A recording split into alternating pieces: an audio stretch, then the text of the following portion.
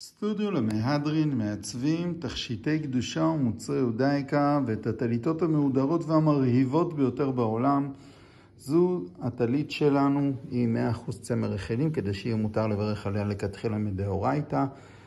הטלית היא בטקסטורה שהיא מעט מחוספסת כדי שהיא פחות תחליק מעל הגוף במהירות.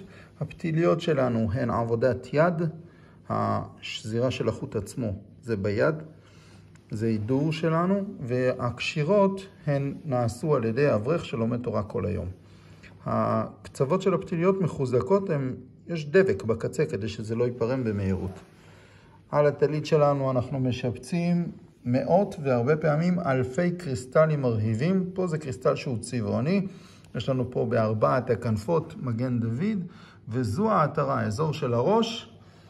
אפשר לשנות עם הצבעים האלו.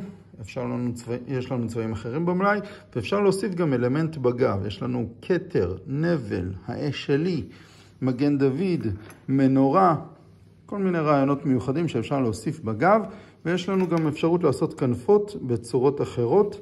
יש לנו מתכת מיוחדת שיושבת על הקצה, מאוד יפה ומאוד משדרג את הטלית, ושוב פעם, כאן אפשר גם לשנות את צבעי הקריסטלים.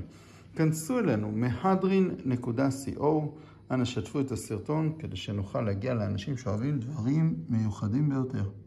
תודה.